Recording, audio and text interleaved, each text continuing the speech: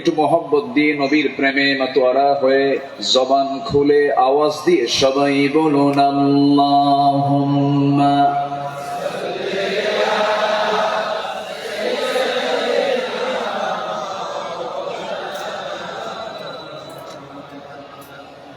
وعلى آل سيدنا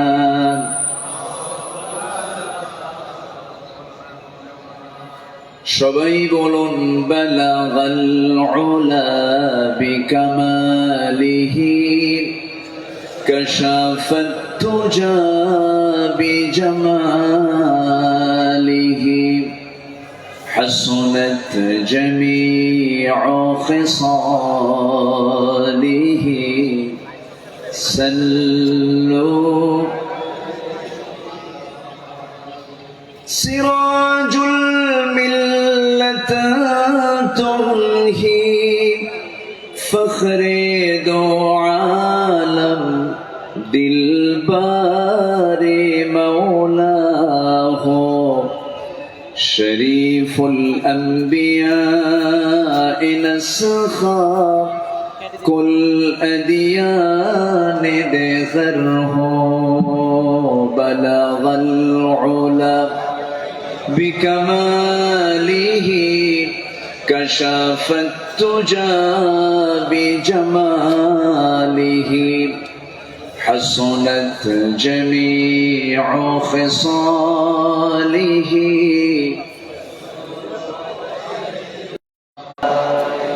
بكماله كشف التجى بجماله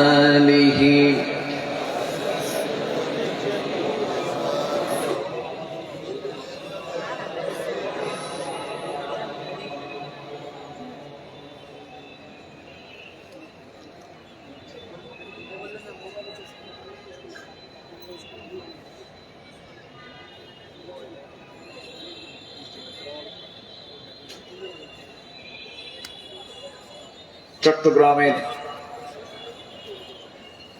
ইসলামী সমাজ কল্যাণ পরিষদ চট্টগ্রাম মাহফিল ইন্তেজামিয়া কমিটি কর্তৃক আয়োজিত 5 দিন ব্যাপী ঐতিহাসিক তাফসীরুল কুরআন মাহফিল 2025 ঐতিহাসিক প্যারেড ময়দানে অনুষ্ঠিত। আজকের এই মহৎ আয়োজনে মহতী মাহফিলের সম্মানিত সুযোগ্য সভাপতি ইসলামী সমাজ কল্যাণ পরিষদ চট্টগ্রামের সম্মানিত সাহেবে সদর শিক্ষাবিদ অধ্যক্ষ মোহাম্মদ তাহের সাহেব, আজকের মাহফিলের বরেণ্য অতিথিবৃন্দ, বিশেষ করে আমার ডান পাশে উপবিষ্ট আছেন দক্ষিণ এশিয়ার বৃহত্তম ইসলামী সংগঠন বাংলাদেশ জামাত ইসলামীর চট্টগ্রাম মহানগরীর সম্মানিত আমির, মজলুম জননেতা, শিক্ষাবিদ, গবেষক জনাব শাহজাহান চৌধুরী হাফিজাহুল্লাহ। আজকের মাহফিল উপস্থিত হাজারাত উলামায়ে কেরাম, ফদলায়ে ইজম, সুশীল সমাজ, জাতির শ্রেষ্ঠ সন্তান, শিক্ষক মন্ডলী, জাতির বিবেক, সাংবাদিক বৃন্দ, প্রশাসনের দায়িত্ব নিয়োজিত কর্মকর্তা বৃন্দ, আজকের মাহফিলের প্রধান আকর্ষণ দূরে ও কাছের বিভিন্ন স্থান থেকে, পার্শ্ববর্তী জেলা থেকে আগত তাওহীদের পতাকাবাহী, কালেমার ঝান্ডাবাহী, দ্বীন ইসলামের নর শারদুল বীর মুজাহিদ, প্রাণ প্রিয় সম্মানিত দ্বীনী ভাইরা, আড়ালে বসে আছেন শ্রদ্ধেয়া সম্মানিতা মা বোনেরা, আলোচনার সূচনায় আনুষ্ঠানিকতার মধ্য দিয়ে আমার পক্ষ থেকে আবারও দিল খোলা সালাম, আসসালামু আলাইকুম ওয়া রাহমাতুল্লাহি তাআলা ওয়া বারাকাতুহু।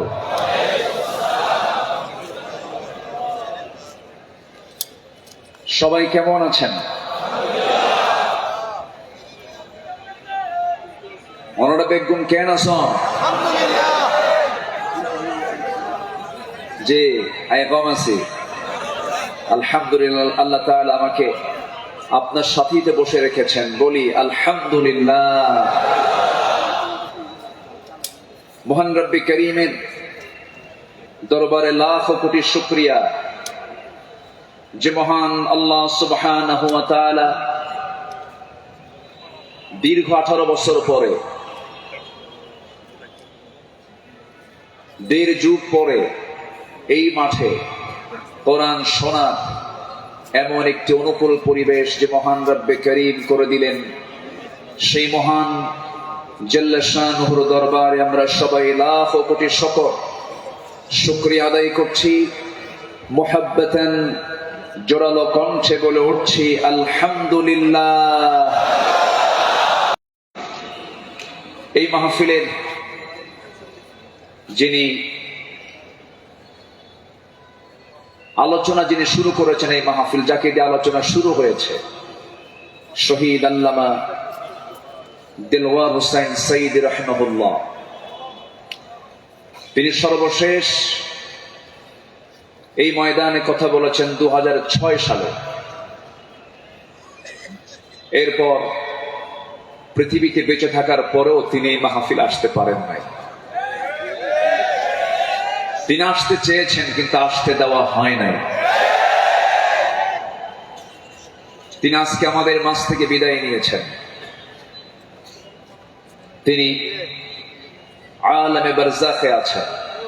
শুরুতেই আমরা তার রূহের মাগফিরাত কামনা করছি। আল্লাহ তুমি তার কবরটাকে জান্নাতের টুকরা বানায় দাও। সম্মানিত ভাইরা, আজকে যদি তিনি বেঁচে থাকতেন,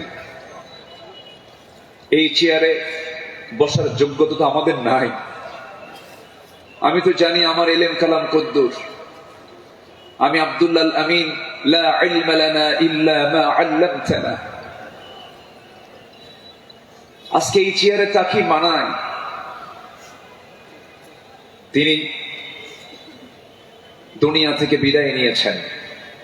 তার বড় শখ দুটো ছিল, একটা হলো আল্লাহর ঘর জিয়ারা করা, তিনি প্রায় প্রায় বলতেন, আর আরেকটা হলো তিনি যেন বের হয়ে কোরআনের এই ময়দানে যেন তিনি কথা বলতে পারেন। কিন্তু বাতিল শক্তিরা তাকে সেই তার চাওয়াটা পূরণ করতে দেয়নি। 2023 সালের 13ই আগস্ট চিকিৎসার নাম করে শাস্তি নিশ্চিত করা হোক।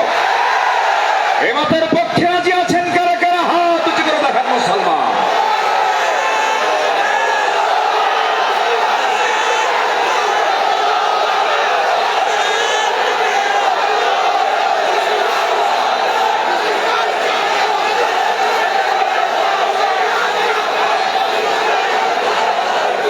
বসুন।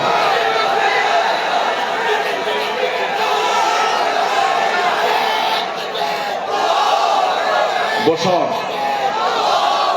সম্মানিত ভাইয়েরা, আজকের এই তাফসীর মাহফিলে তার নাম,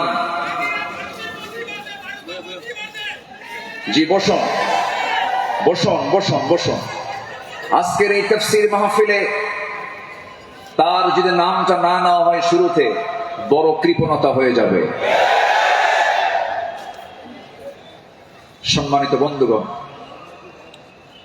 এই মাহফিল আবার দেড় যুগ পরে থেকে নিয়ে আজ পর্যন্ত যারা জড়িত আছেন, যারা বেঁচে আছেন, তাদের প্রতি খাস রহমত নাজিল করো, এবং যারা দুনিয়া থেকে বিদায় নিয়েছেন কবরগুলোকে জান্নাতের নূর দিয়ে মুনাফার করে দাও। সম্মানিত ভাইয়েরা, আমি আলোচনার সূচনায় সর্বকালের সর্বযুগের সর্বশ্রেষ্ঠ গ্রন্থ complete and balanced code of life Al Quran Al মজিদের গুরুত্বপূর্ণ একটি সূরা সূরাতুত তাওবার একটি আয়াত আমি তেলাওয়াত করেছি। সূরা তাওবার 100 নম্বর আয়াত আমি তেলাওয়াত দিয়ে শুরু করেছি। আয়াতটিকে সামনে রেখে কিছু কথা আমি বলতে চাচ্ছি। আল্লাহ যেন আমার মুখ থেকে সেই কথাগুলি বের করে দেন যে কথাগুলো মুসলিম উম্মার জন্য এই মুহূর্তে দারুণ প্রয়োজন। সম্মানিত হাজিরিন, এই পৃথিবীতে শ্রেষ্ঠ মানুষ হচ্ছেন আম্বিয়ে কেরাম, এবং পৃথিবীর প্রথম মানুষও একজন নবী ছিলেন, আমাদের সবার পিতা সাইয়্যিদানা আদম আলাইহিস সালাতু ওয়াস সালাম। এবং এটার সিলসিলা শেষ হয়েছে খাতামুন নবিয়্যিন সরওয়ারে কায়নাত রাহমাতুল লিল আলামিন রাহমাতে আলম নবী মুকাররম জনাবে মুহাম্মদুর রাসূলুল্লাহ সাল্লাল্লাহু আলাইহি ওয়াসাল্লাম তার সময় এসে নবুয়তের এই সিলসিলা শেষ হয়েছে। এরপরেই যাদের সম্মান মর্যাদা আল্লাহ পাক সবচাইতে বেশি দিয়েছেন তারা হচ্ছেন সাহাবায়ে কেরাম। আল্লাহ তাআলা তাদের সম্মান, তাদের মর্যাদা অনেক বেশি দিয়েছেন, এবং আল্লাহ নিজে তাদের শানে বলেছেন রাদিয়াল্লাহু আনহুম, আল্লাহ তাদের উপরে সন্তুষ্ট হয়েছেন। আল্লাহ নিজে যদি বলেন আমি তাদের উপরে সন্তুষ্ট হয়েছি, তাদের ঠিকানা কোথায় হবে? জান্নাত হবে, এটাই স্বাভাবিক। সেই সাহাবে কেরামদের জীবন থেকে কিছু কথা, আমার নবীর আদর্শে গড়া সাহাবীদের বিপ্লবী জীবন, মুমিনের অনুসরণীয় পথ, এই বিষয়ে আমি আজকে কিছু কথা বলতে চাচ্ছি। ওয়ামা তাওফীকি ইল্লা বিল্লাহ আলাইহি তাওয়াক্কালতু ওয়া ইলাইহি উনীব। আসুন সোজা আমরা আলোচনার দিকে চলে যাই। যেহেতু এক রাত আমি পেয়েছি, আল্লামা সাঈদ রাহিমাহুল্লাহ এমন একজন ব্যক্তি ছিলেন, একটানা একজন আলোচক 5 দিন একই প্ল্যাটফর্মে কথা বলেছেন। এমন রেকর্ড বাংলার জমিন আজ পর্যন্ত কেউ দেখাতে পারেন নাই। বলি আলহামদুলিল্লাহ, জোরে বলি আলহামদুলিল্লাহ। সম্মানিত হাজিরিন, আমরা যে কিতাব নিয়ে বসেছি এই কিতাব আসমানি কিতাব। পৃথিবীর সকল কিতাব হলো দুনিয়ার, আর এই কিতাব হলো আসমানি, স্বতন্ত্র একটি কিতাব। আল্লাহ রাব্বুল আলামিন তার কালামে তার পরিচয় দিয়ে অনেক সূরার সামনে আগে এই কিতাবের সৌন্দর্য তুলে ধরেছেন, এই কিতাবের পরিচয় আগে তুলে ধরেছেন। যেমন কোরআন খোলার সঙ্গে সঙ্গেই আমরা পেয়ে যাই আমার রবের পরিচয় আলহামদুলিল্লাহি রাব্বিল আলামিন। এরপরে আমরা যখন সেকেন্ড সূরাতে আসি তখন পেয়ে যাই এই কিতাবের পরিচয় যালিকাল কিতাব লা রাইবা ফীহি। আবার আলে ইমরানে আসেন, এরকম পরিচয় পাওয়া যায়। সূরা ইয়াসিন, সূরা রহমান, সূরা ইউসুফ, অনেক সূরার শুরুতে আল্লাহ রাব্বুল আলামিন আগে এই কিতাবের সৌন্দর্য তুলে ধরেছেন। আল্লাহ রাব্বুল আলামিন বলেন আর রহমান আল্লামাল কুরআন খালাকাল ইনসানা আল্লামাহুল বায়ান الشمس والقمر بحسبان والنجم والشجر يسجدان জোরে বলুন আল্লাহু আকবার। তিনি রহমান, যিনি বান্দাকে কোরআন শিক্ষা দিয়েছেন। আবার ইয়াসিনে চলে যান, ইয়াসিন ওয়াল কুরআনিল হাকীম ইন্নাকা লামিনাল মুরসালিন আলা সিরাতিম মুস্তাকিম।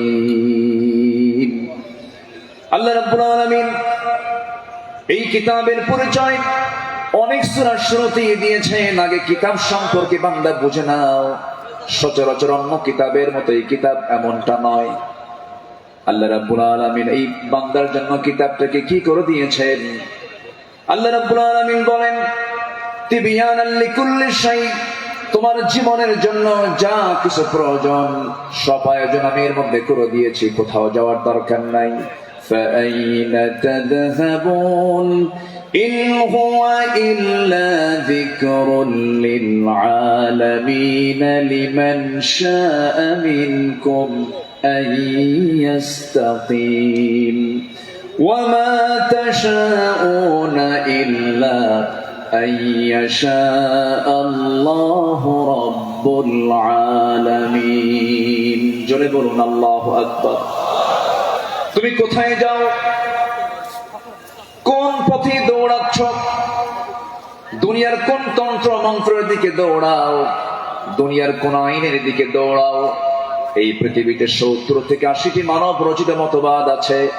সমস্ত মতবাদকে তোমার ধিক্কার মারতে হবে, পচা বস্তাগুলোকে ফেলে দিয়া আল্লাহর আহ্বান হলো ইন হুয়া ইল্লা যিকির, এই জিকিরের দিকে চলে আসো। কোরআন তোমাকে সুপারিশ করে জান্নাতের দরজায় পৌঁছায়া দেবে। কোরআনের দল ছাড়াও এই দেশে আরো দল আছে না নাই? আসতে বলবেন না, আছে না নাই? ইসলামী দল ছাড়া আরো দল এই দেশে আছে না নাই? কিন্তু আল্লাহর কাছে মনোনীত দল একটাই, ইন্নাদ দীনা ইনদাল্লাহিল ইসলাম। ইসলাম ছাড়া অন্য কিছু যে গ্রহণ করবে, সোজা কথা আল্লাহ পাক বলে দিচ্ছেন, ওয়া মান ইয়াবতাগি গায়রাল ইসলামি দীনান ফালান ইউকবালা মিনহু, যে ব্যক্তি জীবন বিধান হিসাবে, দল হিসাবে ইসলামকে বাদ দিয়ে অন্য কোন দিনকে গ্রহণ করবে, তার কোনো কিছুই গ্রহণ করবেন না। তিনি কে? এই কথা কে বলেছেন? অতএব দল করতেই হবে, সেই দল হতে হবে কার দল? فَإِنَّ حِزْبَ اللَّهِ هُمُ الْغَالِبُونَ, যারা আল্লাহর দল করবে তারাই বিজয়ী হবে। ঘোষণাকার, ঘোষণাকার আল্লাহ। ছাড় দেন কিন্তু ছেড়ে দেন না, ঠিক কিনা? ছাড় দেন কিন্তু ছেড়ে দেন না। দেখেন না, যাওয়ার রাস্তা পাইল না, শেষে ভাঙ্গে হেলিকপ্টারে বিদায় দিল, ঠিক কিনা? যুগে যুগে যারাই আসমানি কিতাব নিয়ে ষড়যন্ত্র করেছে, যুগে যুগে যারাই জগতের শ্রেষ্ঠ সন্তান আলেমদেরকে নিয়ে ষড়যন্ত্র করেছে, তাদের অবস্থায় ফেরাউনদের মতো হয়েছে, হামানদের মতো হয়েছে, নমরুদদের মতো হয়েছে। সম্মানিত ভাইয়েরা, এই কোরআনকে আমরা মানব শুধু নামাজে না সমাজেও? এই কোরআনকে মানতে হবে এক জায়গায় না সব জায়গায়? সব জায়গায় মানবো। জোরে বলি ইনশাআল্লাহ। এর মধ্যে কোনো তথ্য বাদ পড়েনি, সব তথ্য আল্লাহ পাকের মধ্যে দিয়েছেন। মিন শাইইন ওয়ালা আসগরা মিন যালিকা ওয়ালা আকবারা ইল্লা ফি কিতাবিন মুবিন। এমন কোন ছোট বিষয় নাই যা বাদ পড়েছে, আবার এমন কোন বড় বিষয় নাই যা বাদ পড়েছে। সব বলে দিয়েছেন তিনি আমার কে? আল্লাহ পাক। আল্লাহ তাআলা একটা সূরা নাযিল করেছেন, সূরাতুন নাহল, মৌমাছি। শতকের উপর শতক, হাজারো গবেষণার পরে সর্বপ্রথম 1973 সালে অস্ট্রিয়ান একজন বিজ্ঞানী কার্ল ভন ফ্রিশ মৌমাছির জীবন চক্র নিয়ে গবেষণা করে তিনি নোবেল পুরস্কার পান। তিনি এই বিষয়ে একটা বইও লিখেছেন যার নাম হলো দ্য ড্যান্সিং বিজ। তিনি সর্বপ্রথম ফটোগ্রাফির মাধ্যমে প্রমাণ করে দেখিয়েছেন মূলত ফিমেল ওয়ার্কার বি, মধু সংগ্রহ এবং মৌচাক নির্মাণের মূল কর্মী তারা। অথচ মহান রব্বুল আলামিন আজ থেকে ১৫০০ বছর আগে এই নারী কর্মী মৌমাছির কথা জানিয়ে দিয়েছেন কোরআনে ১৫০০ বছর আগে। জোরে বলি সুবহানাল্লাহ। আল্লাহ রাব্বুল আলামিন বলেন, وَأَوْحَى رَبُّكَ إِلَى النَّحْلِ أَنِ اتَّخِذِي مِنَ الْجِبَالِ بُيُوتًا وَمِنَ الشَّجَرِ وَمِمَّا يَعْرِشُونَ। জোরে বলুন আল্লাহু আকবার। আমার বন্ধুগণ, নাম্বার 2 হলো আল্লাহ রাব্বুল আলামিন এই মৌমাছি যে তথ্যগুলো দিয়েছেন সেই তথ্যের হালে এসে তারা বলতেছে, কিন্তু 1500 বছর আগে আল্লাহ রাব্বুল আলামিন তা জানিয়ে দিয়েছেন। আল্লাহ রানী মৌমাছি কি স্ত্রী মৌমাছিকে ওহী দিয়ে জানাচ্ছেন, তুমি পাহাড়ে গাছে এবং তারা যে গৃহ নির্মাণ করে তাতে নিবাস তোমরা বানায় নাও। জোরে বলি সুবহানাল্লাহ। নাম্বার 2, তিনি প্রমাণ করেছেন যখন একটি কর্মী মৌমাছি নতুন ফুলের বাগান বা উদ্যান খুঁজে পায়, তখন সে অন্য মৌমাছিদের সঠিক পথের দিক নির্দেশনা দেয়। কার্ল ভন ফ্রিচ এই নাচের নামটা দেন হচ্ছে ওয়াগল ড্যান্স, যা পৃথিবী জুড়ে সাড়া ফেলে। অথচ এই তথ্য কোরআনের কাছে অনেক পুরাতন। মহান আল্লাহ তাআলা 1500 বছর আগে এটাও জানিয়ে দিয়েছেন। জোরে বলি সুবহানাল্লাহ। আল্লাহ রাব্বুল আলামিন বলেন, সুম্মা কুলি মিন কুল্লি সামারাতি ফাসলুকি সুবুলা রাব্বিকা যুলুলা। জোরে বলুন আল্লাহু আকবার। তুমি প্রত্যেক ফল থেকে আহার করো এবং তুমি আমার রবের সহজ পথে চলো। আল্লাহু আকবার। বিজ্ঞান হালে বলছে, কোরআন 1500 বছর আগে বলছে। তাহলে এখন বলুন, কোরআন বিজ্ঞান থেকে নিয়েছে না বিজ্ঞান কোরআন থেকে ধার করেছে? বিজ্ঞান কোরআন থেকে ধার করেছে। এখানে শেষ নয়। নাম্বার 3, বর্তমান সময়ে বিজ্ঞানীরা নিখুঁত গবেষণার মাধ্যমে প্রমাণ করেছেন আসলে মধু বের হয় মৌমাছির পেট থেকে। মৌমাছির পেট থেকে। এই আশ্চর্য তথ্যটিও মহান রব্বুল আলামিন 1500 বছর আগেই জানিয়ে দিয়েছেন। সুবহানাল্লাহ। আল্লাহ রাব্বুল আলামিন বলেন, ইয়াখরুজু মিন বুতুনিহা শারাবুম মুখতালিফুন আলওয়ানুহু ফীহি শিফাউন লিন-নাস ইন্না ফী যালিকা লাআয়াতান লিকাওমিন ইয়াতাফাক্কারুন। জোরে বলুন আল্লাহু আকবার। তার পেট থেকে এমন পানীয় বের হয় যার রং ভিন্ন ভিন্ন, যাতে রয়েছে মানুষের জন্য রোগ নিরাময়। নিশ্চয় এতে নিদর্শন রয়েছে সেই কওমের জন্য যারা চিন্তা করে। জোরে বলে সুবহানাল্লাহ। আল্লাহ তাআলার কি একটা ফার্মাসিউটিক্যাল কোম্পানি, কি বিশাল বড় একটা ফ্যাক্টরি আল্লাহ পাক মৌমাছিকে এই দায়িত্ব দিয়ে দিয়েছে। 1 পাউন্ড মধু বানাতে 550 মৌমাছিকে প্রায় 20 লাখ ফুলে ভ্রমণ করতে হয়। সুবহানাল্লাহ বলবেন না? সেখানে একটা কর্মী মৌমাছিকে 80,000 কিলোমিটার পথ অতিক্রম করতে হয়। অন্য একটি গবেষণায় এসেছে 14.5 লাখ কিলোমিটার পথ অতিক্রম করতে হয়, যা দিয়ে পুরো পৃথিবীটাকে 3 বার প্রদক্ষিণ করা সম্ভব। শুধু 1 পাউন্ড মধু তৈরিতে মৌমাছির এত কষ্ট করতে হয়। আল্লাহু আকবার বলে। মহান আল্লাহ তাআলা এই মৌমাছির মধ্যে সঠিক পরিমিত তাপমাত্রা বোঝার মতো আশ্চর্য একটা ক্ষমতা দিয়েছেন। মৌচাকের সঠিক তাপমাত্রা 35 ডিগ্রি সেলসিয়াস থাকা প্রয়োজন। যদি কখনো তাপমাত্রা এর কম 30 ডিগ্রিতে নেমে আসে, তখন মৌমাছিগুলো সবাই একত্রিত হয়ে তাদের ডানাগুলো ঝাঁপিয়ে তাপমাত্রা বৃদ্ধি করে। জোরে বলে সুবহানাল্লাহ। আবার যদি কখনো তাপমাত্রা বেড়ে 40 ডিগ্রি হয়ে যায়, তখন আবার তারা উল্টো দিকে ডানা ঝাঁপিয়ে মৌচাকে তাপমাত্রা ঠান্ডা করে। তখন আবারও 35 ডিগ্রি তাপমাত্রায় নিচে স্বাভাবিক হয়ে যায়, নিচে নেমে আসে। এগুলো কার কুদরত? আসতে বলবেন না, কার কুদরত? আল্লাহর কুদরত। সম্মানিত ভাইরা, আল্লাহ রাব্বুল আলামিন এই কিতাবের ভিতরে হাদিদ নামে, লোহা নামে একটা সূরা নাজিল করেছেন। সূরার নাম কি? হাদিদ, লোহা। লোহা ছাড়া কিছুই হয় না।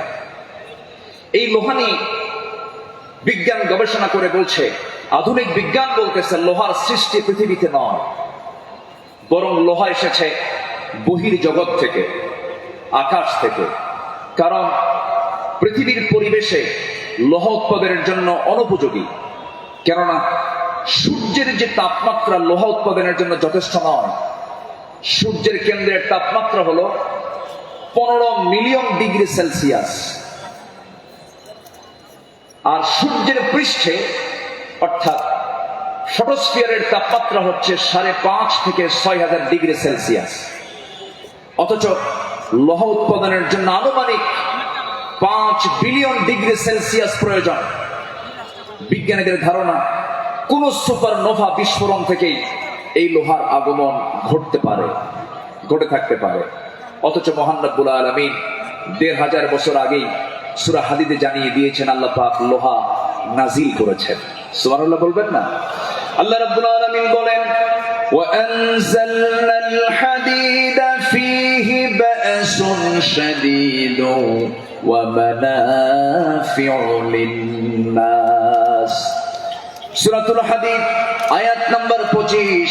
মহান রব্বুল আলামিন বলেন, আমি লোহা নাজিল করেছি যাতে রয়েছে প্রচন্ড শক্তি, মানুষের জন্য বহুবিধ উপকার। জোরে বলি সুবহানাল্লাহ। তাহলে বিজ্ঞান এগুলো প্রমাণ করেছে না কোরআন থেকে ধার করেছে? কোরআন থেকে ধার করেছে। বিজ্ঞান দিয়ে কোরআন যাচাই হবে না, কোরআন দিয়ে বিজ্ঞান যাচাই হবে। কোন আইন দিয়ে কোরআনকে ব্যর্থ করার চেষ্টা করলে সে ব্যর্থ হবে। কোরআন দিয়ে পৃথিবীর সকল আইনকে ব্যর্থ করতে হবে। যারা বলেন কোরআন আর রাজনীতি ভিন্ন বিষয়, তাদের নতুন করে ঈমান আনতে হবে। কোরআন হচ্ছে আইন এবং প্রশাসনের চলন্ত বিশ্বকোষ। এটা দিয়ে নামাজ যেমন চলতে পারে, সমাজে চলতে পারে। কোরআন দিয়ে ক্যান্টনমেন্ট চলবে, কোরআন দিয়ে প্রশাসন চলবে। কোরআন দিয়ে চলতে পারে না এমন কোন প্ল্যাটফর্ম নেই, কোরআন দিয়ে সব চলবে, এটাই স্বাভাবিক। এই বিশ্বাস যার আছে তার ঈমান আছে, এই বিশ্বাস যার নাই তার ঈমান নাই, নাই, নাই।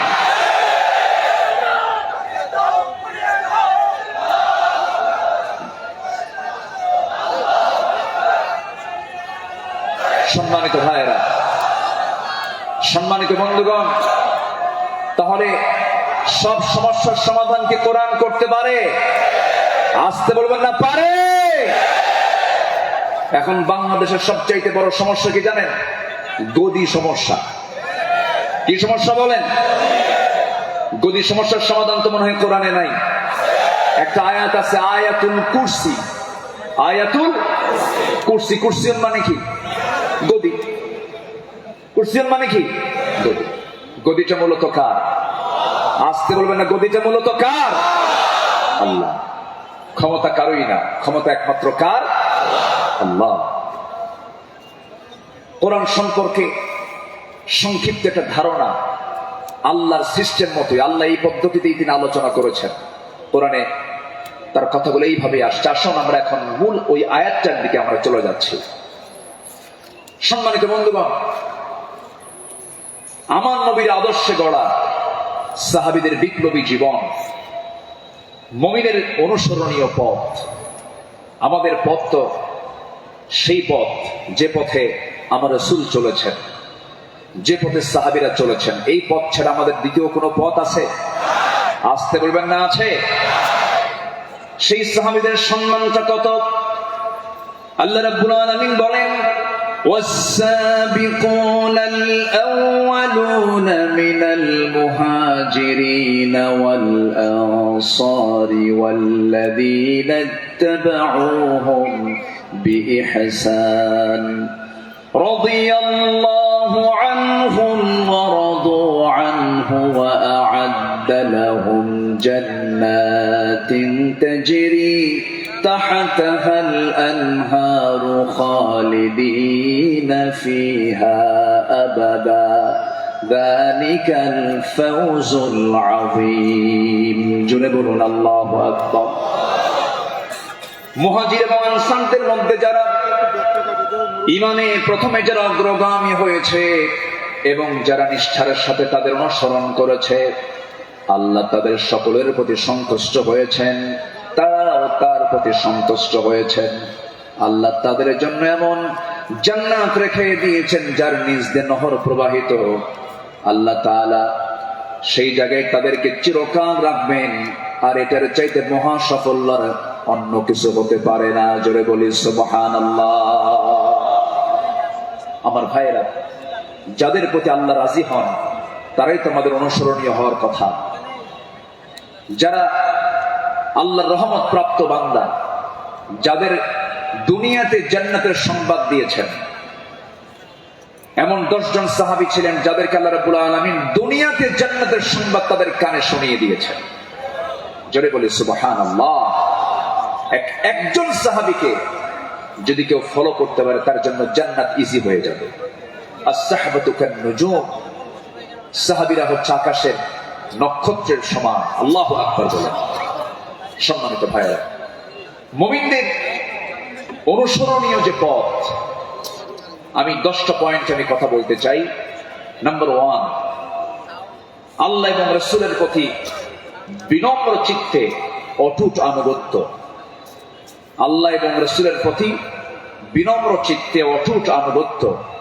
এটা ছিল সাহাবীদের জীবনের সবচেয়ে বড় আমল বলি আলহামদুলিল্লাহ সম্মানিত ভাইরা আল্লাহ রাব্বুল আলামিন সুন্দর করে এই ব্যাপারে বলছেন আল্লাহ রাব্বুল আলামিন বলেন ইয়া আইয়ুহাল্লাযীনা আমানু আতিউল্লাহা ওয়া রাসূলাহু ولا تولوا عنه وأنتم تسمعون جلبون الله أكبر سورة الأنفال আয়াত নাম্বার 20 মহান রব্বুল আলামিন বলেন হে বিশ্বাসীরা তোমরা আল্লাহ এবং তার রাসূলের তোমরা আনুগত্য করো তার নির্দেশ শ্রবণ করার পরেও তার আনুগত্য থেকে তোমরা কখনো রহিম জোরে বলুন আল্লাহু আকবার कि मोहम्मद से वफा तूने तो हम तेरे है ये है जहां चीज है क्या लौह कलम तेरे है मोहम्मद के যদি ভালোবাসো ভালোবাসা পাবে আমার লৌহ কলম লুভিবে তোমরা মাটির পৃথিবী সেকোন ছাড় সব পেয়ে যাবে কিন্তু নিজের জীবনের চাইতে রাসূলকে বেশি ভালোবাসতে হবে এবং তার ইত্তেবা করতে হবে সাহাবীরা তা দেখিয়ে দিয়েছেন তাদের প্র্যাকটিক্যাল লাইফে ইতিহাস তো একই সবার কম বেশি জানা আছে একজন সাহাবী ছিলেন যিনি রাসূলকে কি পরিমাণ ভালোবেসেছেন আমার নবীজি বদর যুদ্ধের ডাক দিয়েছেন বদর যুদ্ধের দিন আমার নবীজি রোজা ভাঙ্গার নির্দেশ দিয়ে বললেন সাহাবীরা কে আছো আমার ডাকে সাড়া দিয়ে বদর প্রান্তরে পৌঁছবে তোমরা কি জানো আজকের এই দিন হচ্ছে সেই দিন যেদিন সন্তান পিতার বিরুদ্ধে যুদ্ধে নামবে আজকের দিন তো সেই দিন যেদিন পিতা তার সন্তানের বিরুদ্ধে যুদ্ধে নামবে আজকে গোত্রের যুদ্ধ আত্মীয়র যুদ্ধ জামাই শ্বশুরের সামনে মুখোমুখি হয়ে যাবে তোমরা কি পারবে আজকের এই যুদ্ধের ময়দানে আমার আনুগত্যের মধ্য দিয়ে বাতিলদের মোকাবেলা করতে সাহাবীরা সামনে দাঁড়িয়ে বললেন ইয়া রাসূলুল্লাহ আমরা রোজাও রাখবো বাতিলদের বিরুদ্ধে মোকাবেলার সামনে দাঁড়িয়ে যাব আমার রাসূল বললেন আজকের দিনে রোজা রাখার প্রয়োজন নেই ফাইদাতুম মিন আইয়ামিন উখর চলো আমরা জিহাদের প্রস্তুতি নিয়ে ফেলি আমার নবীজি যুদ্ধের ময়দানে হাজির হয়ে গেলেন আমার নবীজি যুদ্ধের ময়দানে যখন দাঁড়ালেন 313 জন সাহাবী নিয়ে বদর নামক প্রান্তরে রমজান মাস আমার নবীজির সামনে যখন দাঁড়ালেন যুদ্ধ শুরু হয়ে গেছে ওই যুদ্ধের ময়দানে 313 জন সাহাবীর ভিতরে 2 জন সাহাবী ছিলেন, তাদের বয়স একদম কম ছিল, মুআজ এবং মুআজ। এই 2 জন ছোট্ট সাহাবী, 11 এবং 13 বছর বয়স। ছোট্ট বাচ্চা মানুষ, ছোট কিন্তু ইমান খুব বড়, মজবুত ইমান। এই ছোট্ট বাচ্চার কথা শুনে ওই সাহাবী আশ্চর্য হয়ে গেলেন। সাহাবী আশ্চর্য হয়ে বলতেছে, তোমরা কি তাকে সত্যি হত্যা করবে নাকি হত্যা করব? ওই যে দেখা যায় ঘোড়ার পিঠে বসে আছে। এইদিকে বড় হয়ে মুআজের পিছন থেকে একজন কাফের এসে তার ডান হাতের পিছন দিক থেকে তরবারির যখন একটা আঘাত দিয়েছে, এক আঘাতে তার ডান হাতটা চামড়ার সঙ্গে জ্বলতে লাগলো। ঝনঝন করে তরবারি পড়ে গেছে। যুদ্ধ করবেন কেমনে? তার ডান হাত তো জ্বলতেছে চামড়ার সাথে। দৌড় মেরে চলে গেছেন, বাম হাতে তরবারি তুলে নিয়েছেন। যুদ্ধ থামালেন না। যুদ্ধ চালাতে গিয়ে দেখা গেল ডান হাতটা চামড়ার সঙ্গে ঝুলে আছে। ঝুলন্ত হাতটা এসে বাম হাতে বারবার ধাক্কা খাচ্ছে, ডিস্টার্ব হচ্ছে মনে করে ঝুলন্ত ডান হাতটা বাম্পার নিচে রেখে এত জোরে টান মারলেন, এক টানে হাতটা ছিটকে পড়ে গেল। বাম হাতে যুদ্ধ চালাতে লাগলেন। বাম হাত পিছন দিক থেকে আঘাত করে তার কেটে ফেলে দিল। ঝমঝম করে তরবারি পড়ে গেছে, আর যুদ্ধ করতে পারছেন না। যুদ্ধ করবেন কেমনে? 2 হাতিতে চলে গেছে। আরেকজন কাফের এসে গর্দান বরাবর যখন আঘাত এনেছে, দুনিয়া থেকে এই ছোট্ট 13 বছরের নাবালক সন্তান দুনিয়া থেকে বিদায় নিয়ে গোটা বিশ্ববাসীকে জানান দিচ্ছে, ও পৃথিবীর মানুষ, আমরা দিন কায়েমের জন্য যে জীবন দিলাম, এমন করে দিন কায়েমের পথে জীবনটা দিতে হয়। জোরে বলি সুবহানাল্লাহ, আরো জোরে বলি সুবহানাল্লাহ, আরো জোরে বলি সুবহানাল্লাহ। একটু জিকির করি লা ইলাহা,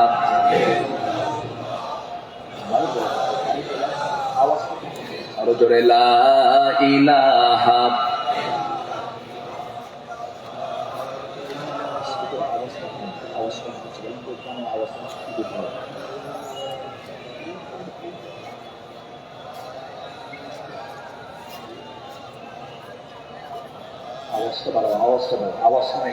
আরো জোরে লা ইলাহা,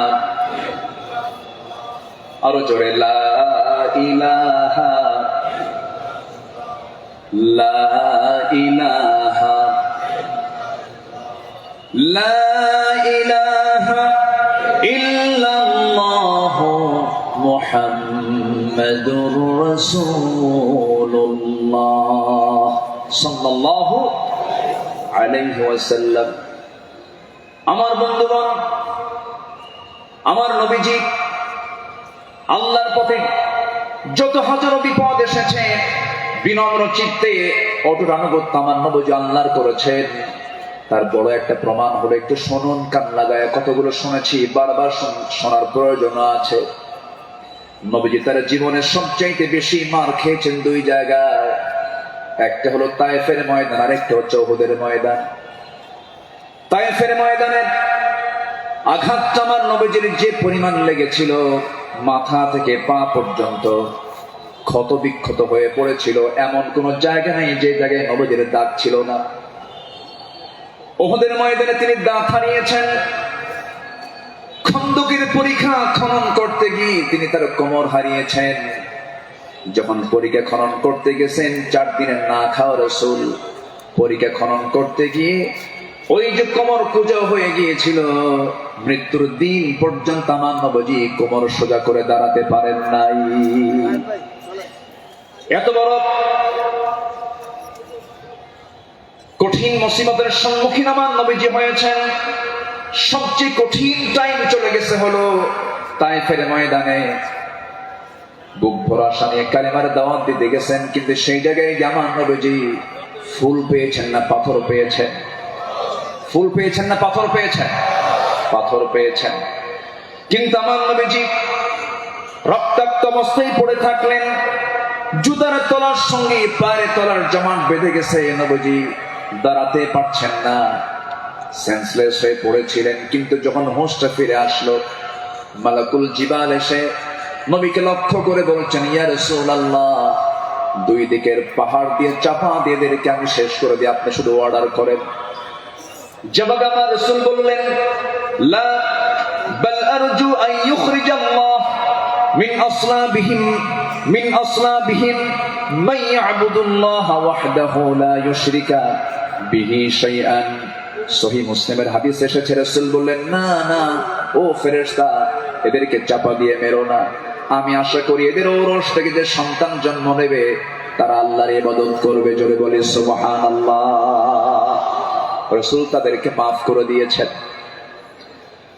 আমার বন্ধুগণ, আমার নবীজি আনুগত্য কাকে বলে আল্লাহ রাসূল তা শিখিয়ে দিয়েছেন, সাহাবাদের জীবনে তা শিখিয়ে দিয়েছেন।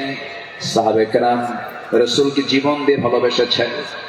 মিকদাদ রাদিয়াল্লাহু তাআলা আনহু রাসূলকে সামনে দাঁড় করিয়ে বলছেন, ইয়া রাসূলুল্লাহি ওয়াল্লাহি ইয়া রাসূলুল্লাহ লা নাকুলু কামা ক্বালাত বানু ইসরাঈল লিমূসা ফাযহাব আনতা ওয়া রাব্বুকা ফাকাতিলা ইন্না হাহুনা কাঈদুন ولكننا نقاتل عن يمينك وعن يسارك ومن بين يديك ومن خلفك। জোরে বলি আল্লাহু আকবার। হে রাসূল, আমাদের কেমন পাবেন না, যেমন করে মুসার উম্মত মুসাকে বলেছেন এমন করে আমরা তা বলবো না, আপনাকে বলবো, আমরা আপনার ডান থেকে বাম থেকে সামনে থেকে পিছন থেকে যখন ডাক দিবেন বাতিল শক্তির মোকাবেলায় ঝাঁপ দিয়ে পড়বো। জোরে বলি আল্লাহু আকবার। আমার নবীর চেহারায় আনন্দের ঝলকানি প্রকাশ পেল। সাহাবীরা আমার নবীর চতুর্পার্শ্বে সবসময় ছায়া দিয়ে রেখেছেন। জীবনের চাইতে তারা রাসূলকে বেশি ভালোবেসেছেন। আনুগত্য কাকে বলে? এই পৃথিবীতে প্রধান কাতারে যারা ছিলেন তারা হচ্ছেন সাহাবায়ে কেরাম। সাদ ইবনে মুআজ রাদিয়াল্লাহু তাআলা আনহু বদর যুদ্ধের দিন মৃত্যুর ভয় না করে নবীর আনুগত্যে দাঁড়িয়ে দীপ্ত কণ্ঠে বলেছিলেন, ফাওয়াল্লাযী বাআসাকা বিল হক লাউ ইসতা'রাদতু বিনা হাযাল বাহরা ফাকুদতাহু লাখুদনাহু মা'আক।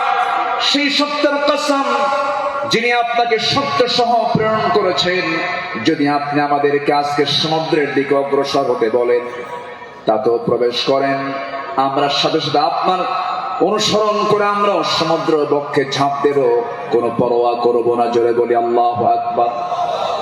আমার বন্ধুগণ, নাম্বার 2 আমরা চলে আসি দান এবং দানশীলতায় রাসূলের আদর্শ এবং সাহাবীদের অনুসরণ।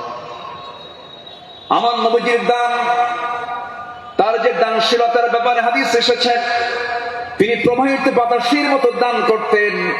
কানা রাসূলুল্লাহ সাল্লাল্লাহু আলাইহি সাল্লাম আজওয়াদান নাস ফালা রাসূলুল্লাহ সাল্লাল্লাহু আলাইহি সাল্লাম আজওয়াদু বিল খাইর মিনার রিহিল মুরসালা।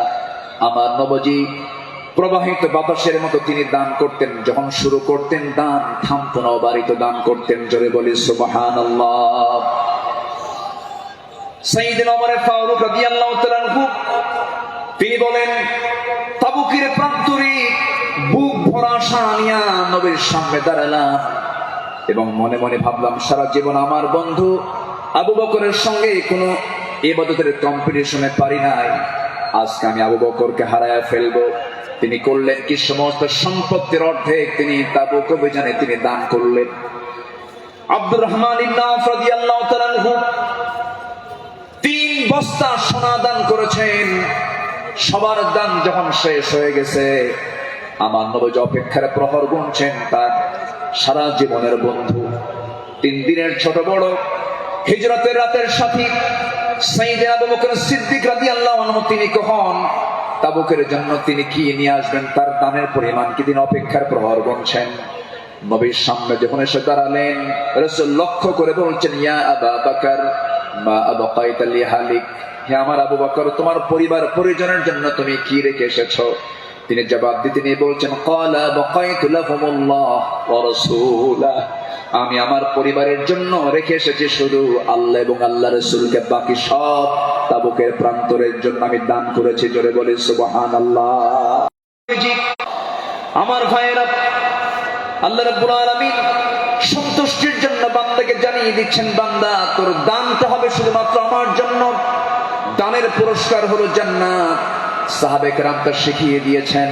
আল্লাহ রাব্বুল আলামিন বলেন, মাসালুল লাযীনা ইউনফিকুনা আমওয়ালাহুম ফি সাবিলিল্লাহি কামাসালি হাববাতিন أنبتت 7 سنابل في كل سنبلة 100 حبة والله يضاعف لمن يشاء والله واسع عليم জোরে বলুন আল্লাহু আকবার। যারা আল্লাহর পথে তাদের সম্পদ ব্যয় করে তাদের উপমা হলো একটা বীজের মতো, যা উৎপন্ন করলো 7টা শীষ, প্রতিটি শীষে রয়েছে 100 দানা। তারা আর আল্লাহ যাকে চান তার জন্য এমন করেই বাড়িয়ে দেন। আল্লাহ হচ্ছেন সবচাইতে প্রাচুর্যময় এবং সর্ব বিষয়ে জ্ঞানী। জোরে বলি সুবহানাল্লাহ। নাম্বার 3 হলো আদল এবং ইহসানের মূর্ত প্রতীক ছিলেন রাসূল এবং সাহাবে কেরাম। আদল কাকে বলে, ইনসাফ কাকে বলে, ইহসান কাকে বলে, যদি আমরা মডেল হিসেবে গ্রহণ করব আমার নবী এবং সাহাবে কেরামকে। আল্লাহ রাব্বুল আলামিন এই শানে বলেছেন, ইন্নাল্লাহা ইয়া'মুরু বিল আদলি ওয়াল ইহসানি ওয়া ইতা'i যিল কুরবা ওয়া ইয়ানহা আনিল ফাহশাই ওয়াল মুনকারি ওয়াল বাগি ইয়া'iদুকুম লা'আল্লাকুম তাযাক্কারুন। জোরে বলুন আল্লাহু আকবার। আমার বন্ধুগণ, আদালত কাকে বলে? সাইয়েদনা ওমর ফারুক রাদিয়াল্লাহু তাআলা আনহু অর্ধ দুনিয়ার শাসনকর্তা। তিনি একদিন ঘোড়া কিনতে গেছেন বাজারে। কি কিনতে গেছেন? ঘোড়া কিনতে গেছেন। আজকের বাজারে যেমন হোন্ডা কিনতে যায়, গাড়ি কিনতে যায়, আগের যুগে মানুষ কিনতে যেত কি? ঘোড়া। সাইয়েদনা ওমর ফারুকের প্রয়োজন, ঘোড়া কিনতে গেছেন। ঘোড়াওয়ালার সঙ্গে কথা বললেন, দামাদামি করে নিলেন, ঘোড়া একটা কিনলেন, দামটা দিয়ে দিলেন, কেনা বেচা হয়ে গেছে, চুক্তি সম্পন্ন হয়ে গেছে। ঘোড়া কিনে নিয়ে বাড়িতে চলে আসবেন। কয়েক মাইল ঘোড়ার পিঠে তিনি চড়েছেন, কয়েক মাইল আসতে না আসতেই তার ঘোড়ার 4টা পা অকেজ হয়ে গেছে। 4 পা যখন অকেজ হয়ে গেছে, সাইয়েদনা ওমর ফারুক একটু খেপে গেলেন, রেগে গেলেন। রেগে গিয়ে সোজা চলে গেছেন সেই ঘোড়াওয়ালার কাছে, গিয়ে বলছেন, ঘোড়াওয়ালা তুমি আমাকে এমন ঘোড়া দিলে কেন? যে ঘোড়াটা আমি 4-5 মাইল যেতে না যেতে 4টা পায়ে তার অকেজ হয়ে গেছে, অসুস্থ ঘোড়া দিয়েছ, আমি এই ঘোড়া নেব না। সঙ্গে সঙ্গে ঘোড়াওয়ালা বলছেন, আমিরুল মুমিনিন, আমি আপনাকে যে ঘোড়াটা দিয়েছি সুস্থ ঘোড়া দিয়েছি। আপনি যখন আমার কাছ থেকে ঘোড়াটা কিনতে এসেছিলেন সেই সময় ঘোড়াটা সুস্থ ছিল। আপনার মালিকানা যাওয়ার পরে ঘোড়াটা অসুস্থ হয়ে পড়েছে। সাইয়েদনা ওমর ফারুক একটু খেপে গিয়ে বলছেন, অসুস্থ ঘোড়া আমি নেব না, ঘোড়া ফেরত নাও, টাকাটা আমাকে দিয়ে দাও। এবার ঘোড়াওয়ালা বলছে, আমিরুল মুমিনিন, আমি যত বলবো আপনি যত বলবেন কোনো ফায়সালা আসবে না। ঠিক আছে, আমার কথা এবং আপনার কথা দুটা নিয়ে আমরা চলুন, আমরা আদালতে যাই। কোথায় যাই? আদালতে চলে যাই। ইন্নাল্লাহা ইয়া'মুরু বিল আদল, আদালতের সম্মুখীন হয়ে যাই। সাইয়েদনা ওমর ফারুক রাদিয়াল্লাহু তাআলা আনহু তখন অর্ধ দুনিয়ার শাসনকর্তা। এই কথা শোনার সঙ্গে সঙ্গে তিনি তার সকল কথাকে তিনি অফ করে দিলেন, চোখ মেরে গিয়ে বলছেন, ঠিক আছে ঘোড়াওয়ালা চলো আদালতে হাজির হই, চলো আদালতে ফয়সালা দিয়ে দেবে। চিন্তা করে দেখুন, অর্ধ দুনিয়ার শাসনকর্তা ওমর ফারুক সামান্য এক ঘোড়াওয়ালা মামলা দিচ্ছে, সেই মামলায় তিনি হাজির হচ্ছেন। চলে গেলেন আদালতে। আদালত চত্বরে গিয়ে যখন হাজির হলেন, বিচারালয়ের চেয়ারে বসা একজন কাজী যখন সাইয়েদনা ওমর ফারুককে দেখেছেন, দেখা মাত্রই তিনি দাঁড় হয়ে বলছেন, আমিরুল মুমিনিন, আপনি কেন আদালতে, কি হয়েছে? তিনি এবার বলছেন, বিচারপতি, আমি ঘোড়া কিনতে গেছি, ঘোড়া সে আমাকে অসুস্থ ঘোড়া দিয়েছে, আমি এই ঘোড়া নেব না, সেজন্য বিচার আদালত পর্যন্ত গড়িয়েছে, কি করা যায়? কাজী সুরাই ইবনুল হারিস আল কিন্দি রাহিমাহুল্লাহ সেই বিচারপতির নাম। তিনি বলছেন, আমিরুল মুমিনিন, দুপক্ষের কথাই তো শুনতে হবে। দুপক্ষের কথাই তিনি শুনলেন। ঘোড়াওয়ালাও তার বক্তব্য দিল। সুস্থ সুস্থ অবস্থায় বাড়ি পর্যন্ত ফিরবেন তার কোনো গ্যারান্টি আছে নাকি? না, গ্যারান্টি নাই। তাই যদি হয় যে ঘোড়াটা আপনি কিনে নিয়েছেন সেই ঘোড়াটা সুস্থ অবস্থায় কিনেছেন, আপনার মালিকানায় যাওয়ার পরে ঘোড়াটা অসুস্থ হতেই পারে, অসুস্থ হয়ে গেছে, কিন্তু সেই ঘোড়াটা ফেরত দিয়া আপনার টাকা ফেরত নেবেন এমনটা তো ইসলাম এলাও করে না। সাইয়েদনা ওমর ফারুক রাদিয়াল্লাহু তাআলা আনহু একটা কথা বললেন না। আদালত চত্বর থেকে তিনি বের হয়ে গেলেন। পরের দিন তিনি মাজলিসে শুরার বৈঠকে বসলেন, সবাইকে জানান দিলেন যে আমার সমস্ত উপস্থিত সমস্ত পরামর্শ সভার সদস্যবৃন্দ, গতকালকে আমি একজন বিচারপতি পেয়েছি, এত বড় আদিল মানুষ আমি দেখি নাই। এত বড় আদিল, ইমামুন আদিল, এত সুন্দর রায় সে দিয়েছে, তার এত বড় সাহস। সে ব্যক্তির দিকে তাকায় নাই, সে আইনের দিকে তাকাইছে, আদালতের দিকে তাকাইছে। আমি ওমর আমার বিরুদ্ধে সে রায় দিয়েছে, এই লোকটাকে সাধারণ বিচারপতি না বানায় তাকে কেন্দ্রীয় বিচারপতি বানায় দিলাম। আল্লাহু আকবার বলেন। সম্মানিত ভাইয়েরা, সম্মানিত বন্ধুগণ, বিগত 16 বছর যে বিচারগুলো হয়েছে, প্রহসনের বিচার হয়েছে, অনেক মার কোল তারা শূন্য করেছে, অনেক আল্লাহর গোলামের উপরে তারা জুলুম করেছে। 2018 সালে হঠাৎ করে আমার বাড়ি চতুর্দিক থেকে কয়েকশো পুলিশ আমার বাড়ি ঘেরাও করে আমাকে ধরতে গেছে। বিশাল বড় সন্ত্রাসী তো, ধরতে গেছে। তো বললাম, ভাই কি সমস্যা কি, চলেন থানায় যেতে হবে। থানায় নিয়ে গেল, ওসির সামনে বসে আছি, দেখি ওসির চোখের ভিতরে পানি টলমল করছে, অশ্রুপূর্ণ চোখ। তো বললাম, আপনি কাঁদেন কেন? হুজুর আমি আপনার খুব ভক্ত। তো ভক্ত তো ধরছেন কেন? বলে যে কি করব হুজুর, চাকরি বাঁচান তো ফরজ, সন্তানাদি আছে, কি করব, উপর থেকে খুব চাপ, হুজুর আপনি আমাকে মাফ করে দিয়ে। কি করবেন, চাকরি বাঁচান তো ফরজ। আমি বললাম, চাকরি বাঁচান ফরজ, ইমান বাঁচান নফল। মামলা একখান দিয়া চালান দিয়ে দিল, কোর্টে না মঞ্জুর করলো, কোনো মঞ্জুর হবে না। সেখান থেকে নিয়ে চলে গেল জেলখানায়। জেলখানায় ঢুকলাম, ঢুকেই দেখি 80-85 বছরের এক বুড়া মানুষ আমার দেখে লম্বা একখান সালাম দিয়ে বলে, হুজুর আপনি জেলখানায় ঢুকলেন, খুব খুশি হলাম। তো বললাম, ঢুকলাম জেলখানায়, খুশি হলেন আপনি, ব্যাপারটা কি? বলে, হুজুর দূর থেকে ওয়াজ শুনি, দূর থেকে আলোচনা শুনি, কাছে যেতে পারি না, মুসাফা করতে পারি না, একটু মনের কথাগুলো বলবো তাও পারি না। কত সুন্দর আপনি আমার কাছে ধরা দিলেন, দোয়া করে জেলখানায় থাকেন। তো আমি এখন উল্টা মুরব্বীকে বললাম, চাচা আপনি জেলখানায় কেন এই বুড়া বয়সে, নাতি পুতি থুইয়া? তো বলতেছে, বাবা কি বলবো, বোমা হামলা, বোমা হামলা। তো মানে আমার নামে বোমার মামলা দিয়েছে, আমি নাকি বোমা মেরেছি। বাবা বলো তো, এই 80 বছরের বুড়ার হাতে যদি বোমা তুলে দেওয়া হয়, সেই বোমা লক্ষ্যে যাবে না নিজের মাথায় পড়বে? এই আচরণ করেছে তারা 16 বছর। ফেরাউন বেঁচে ছিল, ফেরাউন পৃথিবীতে বেঁচে ছিল 1600 বছর, এরা ছিল 16 বছর।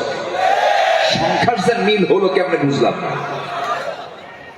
ফেরাউনের যে চরিত্র, এদের সেই একই চরিত্র তারা প্রকাশ করেছিল 16 বছর। দাড়ি দেখলেই, টুপি দেখলেই তাদেরকে জঙ্গিবাদীর তকমা লাগে, মামলা দিত। রাস্তার ফকির পর্যন্ত মামলার শিকার হয়েছে। আল্লাহ পাক একটা পরিবেশ আমাদেরকে উপহার দিয়েছেন, দিন কায়েমের কাজে আমরা এই পরিবেশকে কাজে লাগাবো। জোরে বলি ইনশাআল্লাহ, আরো জোরে বলি ইনশাআল্লাহ। আল্লামা সাইদি তিনি দুনিয়া থেকে বিদায় নিয়েছেন, তার একটাই স্বপ্ন ছিল, এই বাংলার জমিন শাসন হবে কোন দিন, কোরআন দিয়া। এটাই তার স্বপ্ন ছিল। সেই স্বপ্ন পূরণ করার জন্য আল্লামা সাইদিকে জীবন দিয়ে ভালোবাসেন আপনারা, আমি বিশ্বাস করি। কারণ 100 বছরের ইতিহাসে এমন রেকর্ড নাই। আল্লামা সাইদির শুধু ফাঁসির রায় দিয়েছিল, সেই রায়কে কেন্দ্র করে একই দিনে শতাধিক মুসলমান শাহাদাত বরণ করেছিল। সম্মানিত ভাইয়েরা, তার যে স্বপ্ন এই দেশ আল্লাহর জমিন, আল্লাহর দিন কায়েম হোক, সেই জমিনে দিন কায়েম হওয়ার জন্য যদি বুকের তাজা প্রাণ ঢেলে দিতে হয়, বুকের তাজা রক্ত ঢেলে দিতে হয়, জান মাল দিতে হয়, সবাইকে রাজি আছেন? রাজি আছেন কারা কারা? হাত উঁচু করে দেখান মুসলমান।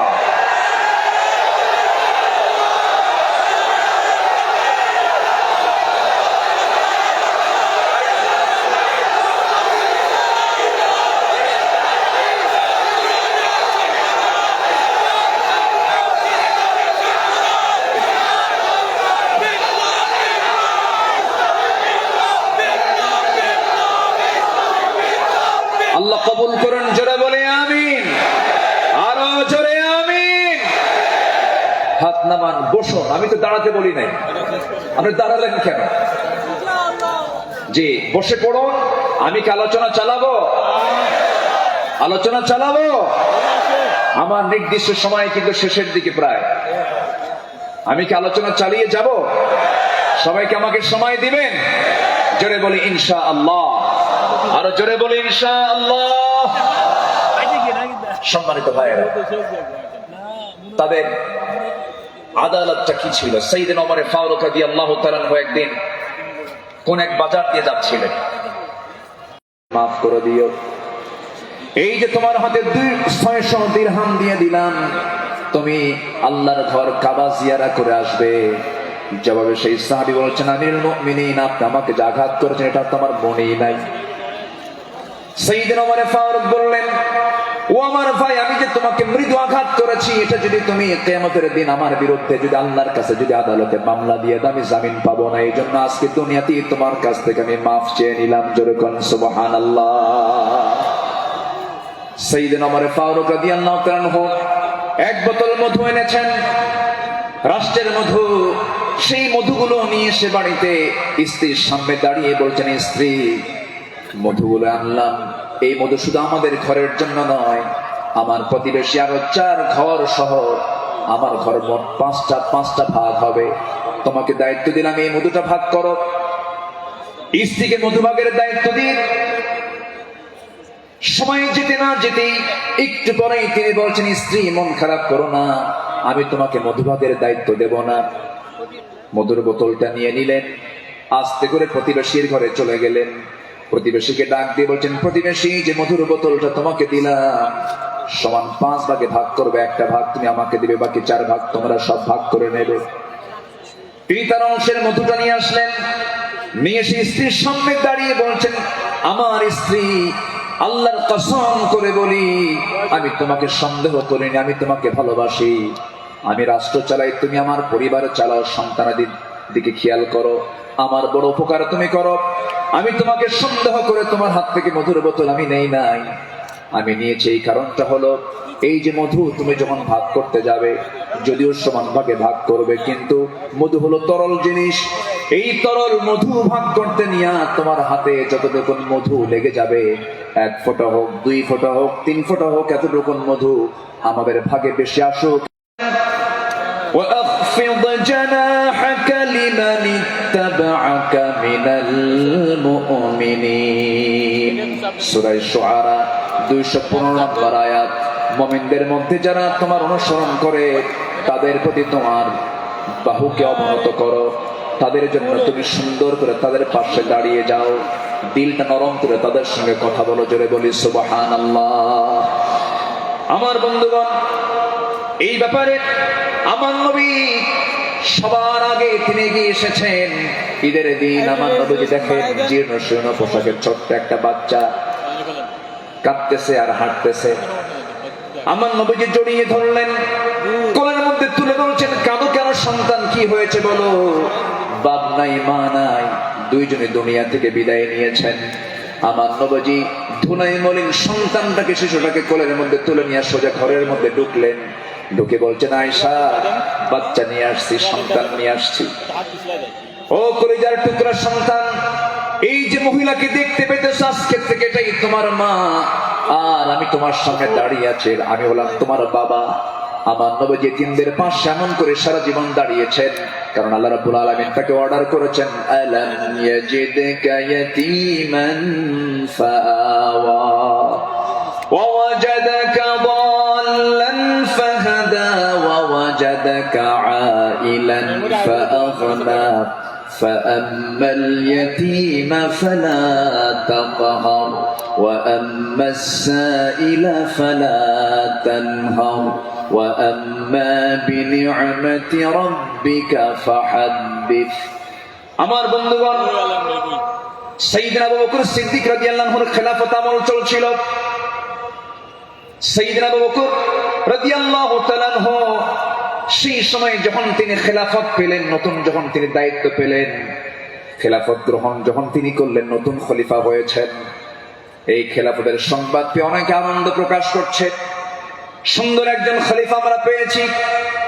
কিন্তু ওই মদিনার ছোট্ট একটা গ্রামের একজন মহিলা অঝরে ঝরায় কাঁদতেছে, কান্নায় সে ভেঙ্গে পড়ছে। সবাই বলল, মহিলা তুমি কান্দো কেন? ও নারী তুমি কান্দো কেন? ও মহিলা তুমি কান্দো কেন? কান্নার হেতুটা কি? সঙ্গে সঙ্গে মহিলা বলতেছে, কান্নার কারণ হলো এমন একজন ব্যক্তি খেলাফতের দায়িত্ব পেয়েছে, যে লোকটা আমার বাড়ির প্রত্যেকদিন ছাগলটা দহন করে যেত, ছাগলের দুধটা দহন করত। আজকে সে খেলাফতের দায়িত্ব পেল, কিন্তু আমার এই ছাগলের দুধটা দহন করার মতো লোক আর আমি পাবো না, এই জন্য আমি কান্দি। ওই মহিলার কান্না যখন সাইয়েদনা আবু বকরের কানে যখন সংবাদটা চলে গেছে, ওই মহিলার সামনে দাঁড়িয়ে বলছেন, মহিলা কেঁদো না, আমি খলিফার দায়িত্ব পেয়েছি, খেলাফতের দায়িত্ব পেয়েছি বলে তোমার দায়িত্ব আমি পালন করব না, ভুল কথা। আমার দায়িত্ব এটা রয়ে যাবে, আমার খেলাফতের দায়িত্ব রয়ে যাবে। জোরে করেন সুবহানাল্লাহ। ইবনে আসাকার বলেন, সিরাত গ্রন্থে এসেছে, সাইয়েদনা আবু বকর সিদ্দিক রাদিয়াল্লাহু তাআলা আনহু একটা গ্রাম ছিল, একটা পল্লী ছিল, ছোট্ট একটা মহল্লা ছিল। ওই মহল্লার প্রত্যেক ঘরে ঘরে গিয়ে সাইয়েদনা আবু বকর প্রত্যেক ঘরের ছাগলগুলোর দুধ তিনি দহন করে দিয়ে আসতেন। যেরকম সুবহানাল্লাহ। দেখলো ওসমানের কথা মনে হবে, একটা ওমর আল্লাহ পাক তুমি বাংলার জমিনে দিয়ে দাও। জোরে বলি আল্লাহুম্মা আমিন। সাইয়েদনা আবু বকর সিদ্দিক রাদিয়াল্লাহু তাআলা আনহু, খেলাফত মানে কি? একটা দেশের তিনি রাষ্ট্রপ্রধান। রাতের বেলা তিনি চলে গেছেন হলো প্রতিবেশীর ঘরে। কোন প্রতিবেশী? যে প্রতিবেশীর স্বামী নাই, ছেলে নাই, মেয়ে নাই। যে মহিলার তিনি খেদমত করতে গেছেন তার চোখটাও নাই, বয়োবৃদ্ধ জ্ঞানবৃদ্ধ একজন নারী, সচেতন একজন নারী। তিনি তার খেদমত করার জন্য খেলাফতের দায়িত্ব পাওয়ার পরও তিনি চলে গেছেন। দরজায় নক করেছেন, খেদমত করলেন, বের হয়ে আসছেন। পরের রাত্রিতে সাইয়েদনা ওমর ফারুক রাদিয়াল্লাহু আনহু তিনি ভাবলেন, আমার ভাই আবু বকর তো খেলাফতের দায়িত্ব পেয়েছেন, উনি কি খেদমত করতে পারছেন কিনা জানি না, উনি চলে গেছেন খেদমত করার জন্য। দরজায় তিনি নক করেছেন, বুড়িমা আপনার খেদমতের জন্য আমি এসেছি, আমি ওমর আসছি। কে প্রয়োজন নেই। কেন? কিছুক্ষণ আগে একজন খেদমত করে চলে গেছে। উনি ভাবলেন যে খেদমতটা কে করতে পারে। পরপর তিনি 3 রাত ওই বুড়ি মহিলার ঘরের পাশে গিয়ে আড়ালে তিনি দাঁড়ালেন, খুঁজে পাচ্ছেন না, কখন ঢোকে তাও টের পাওয়া যায় না। 3য় রাত্রিতে তিনি বুঝতে পারলেন একটা মানুষ খালি পায়ে ভিতরে ঢুকলো, কিন্তু অন্ধকার তো দেখতে পান না। ভিতরে ঢুকে খেদমত করে বের হতে নিলেই পিছন দিক থেকে ওমর ফারুক তার হাত চেপে ধরেছেন। চেপে ধরেই দেখেন কেউ না, খলিফা আবু বকর সিদ্দিক রাদিয়াল্লাহু তাআলা। তিনি বললেন, আমিরুল মুমিনিন, একটা রাষ্ট্র পরিচালনা করতে গিয়ে কত পরিশ্রম করতে হয়। রাতের বেলা বিশ্রামের প্রয়োজন হয়, দিনের বেলাও পরিশ্রম করেন, রাতের বেলা এমনটা করলে আপনি অসুস্থ হয়ে পড়বেন, অন্তত আমাদের কিছু খেদমতের জন্য আমাদের কিছু কাজ রেখে দেন। তিনি বলছেন, ভাই ওমর, হাসরের ময়দানে আমার আমলনামা তোমার পিঠে যাবে না, আমার কাজ আমাকে করতে দাও। মৃত্যুর দিন পর্যন্ত তিনি ওই মহিলার খেদমত করে তিনি দুনিয়া থেকে বিদায় নিয়েছেন। দ্বিতীয় খলিফা ওমর ফারুক রাদিয়াল্লাহু তাআলা যখন খেলাফতের দায়িত্ব পেলেন, ওই মহিলা জানেন না প্রথম খলিফা ইন্তেকাল করেছেন। খেলাফতের দায়িত্ব যেদিন পেয়েছেন সেই দিনই রাত্রে বেলায় ওমর ফারুক তিনি চলে গেছেন মহিলার ঘরে। দরজায় নক করে ভিতরে ঢুকেছেন। মহিলা জানেন না খাদেম চেঞ্জ হয়েছে। ভিতরে তিনি সব কাজগুলো করলেন, রান্না বান্না করে দিলেন, কাপড় চোপড় ধুয়ে দিলেন, খাবার দাবার ধুয়ে দিয়ে পরিষ্কার করে তিনি বের হয়ে আসলেন। মহিলা অন্ধ মানুষ, বসেছেন খাবার খেতে, সামনে খেজুর নিয়ে যখন বসেছেন, খেজুর একটা মুখে নেওয়া মাত্রই দাঁতের নিচে যখন খেজুরের বিচি যখন পড়ে গেছে, সঙ্গে সঙ্গে মহিলা বলতেছেন ইন্না লিল্লাহ। তিনি চোখের পানি ফেলে দিয়া কেঁদে কেঁদে বলতেছেন, বুঝতে পেরেছি আমার আসল খাদেম আবু বকর আর দুনিয়াতে নাই। আমার আবু বকর যখন আমার খেদমত করতে আসতো, যখন সে খেজুর গুলো আমাকে ধুয়ে দিত, শুধু ধুয়ে দিত না, খেজুর গুলো ধুয়ে ভিতরের যে বিচিগুলো আছে বিচিগুলো সরায় আমার সামনে রেখে দিত, যেন আমার খেতে কোনো কষ্ট না হয়। জোরে বলে সুবহানাল্লাহ, আরো জোরে বলে সুবহানাল্লাহ। শাসক ছিলেন, শাসকের কাতারে থেকেও তারা নিরহংকারী হয়ে জনগণের সেবা করেছেন। আল্লাহু আকবার বলে। সাইয়েদনা ওমর ফারুক রাদিয়াল্লাহু তাআলা আনহু, তিনি যেদিন শাসনভার তার কাছে আসে, তার কাঁধে যখন আসে, সেই দিন থেকে নিয়ে শুরু করে মৃত্যুর দিন পর্যন্ত কোন রাত তার পিঠটা তার বিছানার সঙ্গে লাগাতে দেননি। দিন দিন শুকায় যাচ্ছিলেন। বলা হলো, আপনি শুকায় যাচ্ছেন কেন? তিনি বললেন কেঁদে কেঁদে, তোমরা আমাকে এমন দায়িত্ব দিয়েছো যে দায়িত্ব আমাকে স্বাস্থ্যহীন বানিয়ে দিয়েছে। পরকালীন জবাবদিহিতার অনুভূতি ছাড়া একটা শাসক কখনো ভালো হতে পারে না। আজকে বলবেন না, জোরে বলুন ঠিক কিনা? অতএব সেই গদি সমস্যার সমাধানের জন্য আমরা চাই যোগ্য, সৎ, আল্লাহওয়ালা, কোরআন প্রেমিক একজন শাসক আমরা চাই। আল্লাহ কবুল করুন, আল্লাহ কবুল করুন। এই কথাটা কেন বললাম? কারণ এখন যে সরকারটা আছে, এটা কি স্থায়ী না অস্থায়ী? এই জন্য আলোচনার মধ্যে এই ফাঁকে এই কথাটা একটু বলে ফেললাম। সম্মানিত ভাইয়েরা, আমার সময়টা ফুরে যাচ্ছে, আমাকে শেষ করতে হবে। শেষ কি করে দেব? আলোচনা চলো, হুজুর মরু। জি, জোরে বলি ইনশাআল্লাহ। জি, আল্লাহ কবুল করুন, জোরে বলি আমিন। নাম্বার 5, সকল দুর্নীতি এবং অন্যায়ের বিরুদ্ধে কঠোর অবস্থান। আমার নবীরও ছিল, সাহাবা কিরামদের মাঝে এই বিষয়ে তারা খুব সতর্ক থাকতেন। আল্লাহ রাব্বুল আলামিন বলেন, ওয়ালা তাকুলু আমওয়ালাকুম বাইনাকুম বিল বাতিলি ওয়া তুদলু বিহা ইলাল হুকামি লিতাকুলু ফারীকাম মিন আমওয়ালিন নাসি বিল ইসমি ওয়া আনতুম তা'লামুন। জোরে বলুন আল্লাহু আকবার।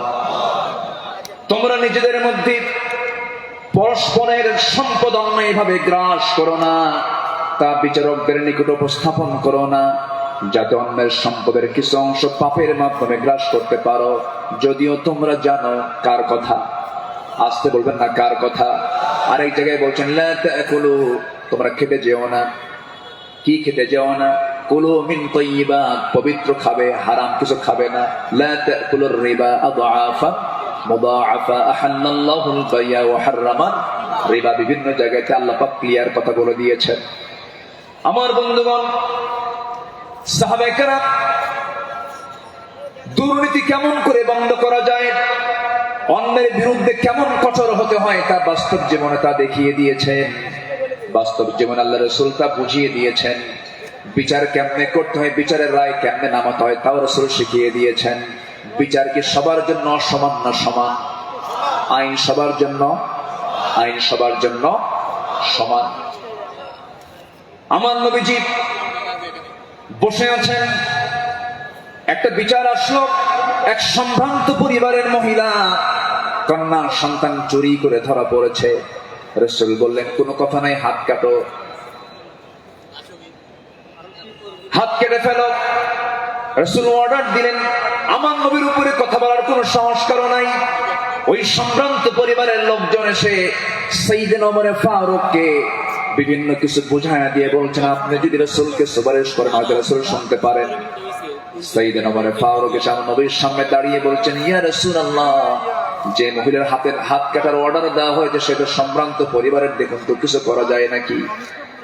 আমার নবীজি সেই সময় আল্লাহর কসম করে বলেন, আল্লাহি, হে আমার ওমর, আল্লাহর কসম করে বললি, আল্লাহর কসম করে বলছি, এই চুরিটা যদি ওই সম্ভ্রান্ত পরিবারের মেয়ে ফাতিমা না হয়ে যদি কলিজার টুকরা মেয়ে আমার ফাতিমা বিনতে মুহাম্মদ হতো, যদি এটা প্রমাণ হয়ে যেত, লাকাতাতু ইয়াদাহা, আমি রাসূল নিজে তার হাতটা ধরে কেটে দিতাম। আল্লাহু আকবার। দুর্নীতির কোনো সুযোগ সেই সমাজে ছিল না, কারণ যারা বিচার করেছেন তারা ছিলেন হলো সৎ বিচারক। আমরা সৎ শাসক, সৎ বিচারক দেখতে চাই।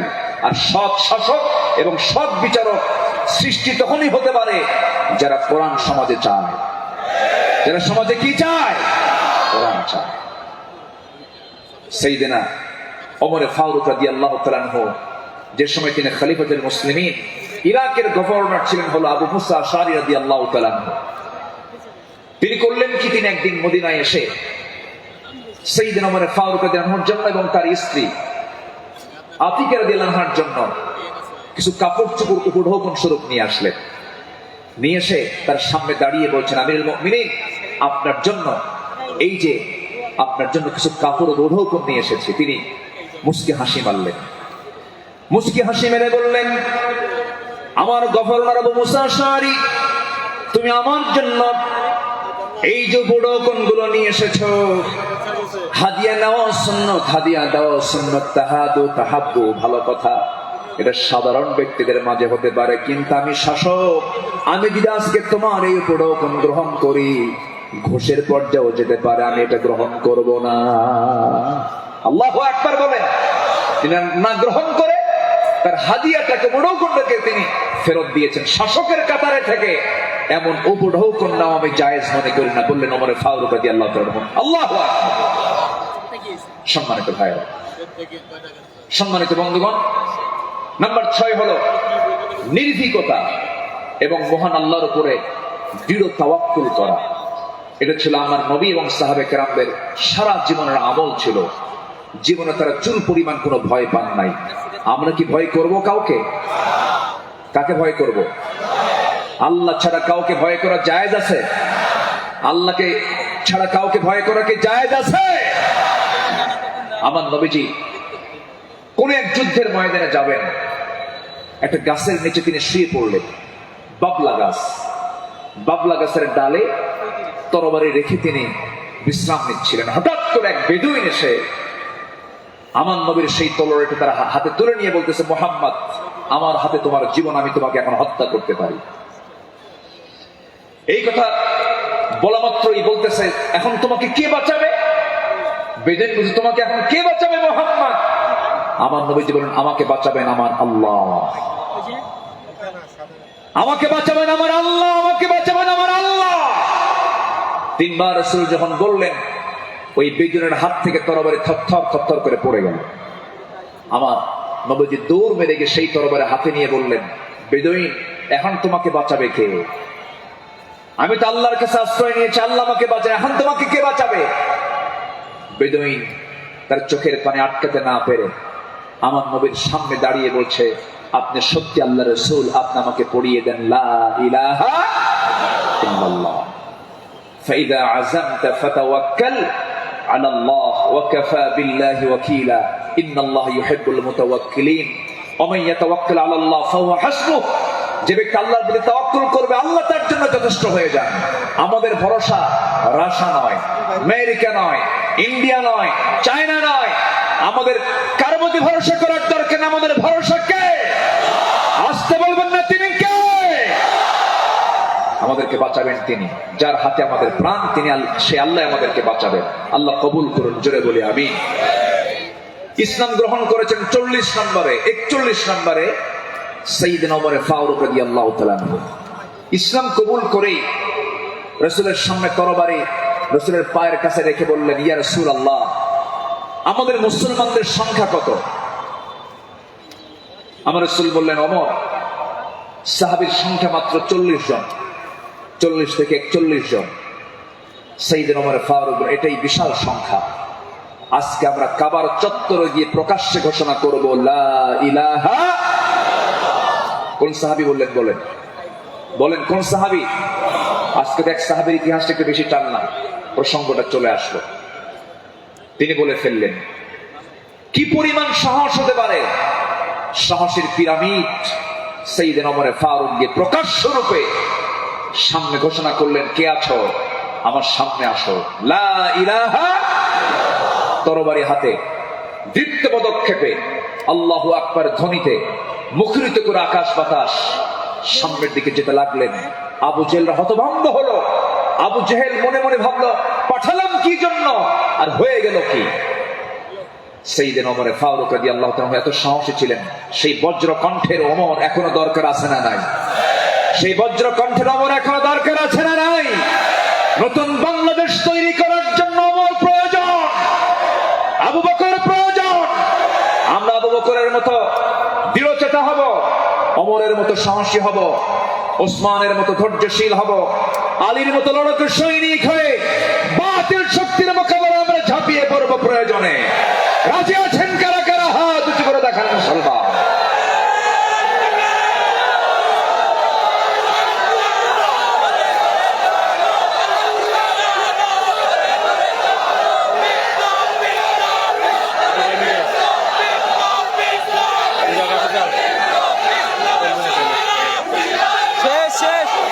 আল্লাহ কবুল করুন, জোরে বলে আমিন, আরো জোরে আমিন। আল্লামা ইকবাল এই জন্য সাহাবাদের ভূমিকা বর্ণনা করে বর্তমান সময়ের মুসলিমদের দুরবস্থা নিয়ে আফসোস করে তিনি একটা লাইন বলেছেন। তিনি কি বলেছেন? সফহাওয়ার সে বাতিল কো মিটায়া কিসনে, নুয়ে ইনসান কো গুলামি সে ছড়ায়া কিসনে, मेरे काबे को ज़मीनों से बचाया किसने, मेरे कुरान को सीनों से लगाया किसने, थे तो अबाओ तुम्हारे ही मगर तुम क्या हो, हद पर हद दहरे मुंतज़िर করে তিনি বলছেন, সাহাবীরা কি করে গেলেন আর তোমরা কি করছো?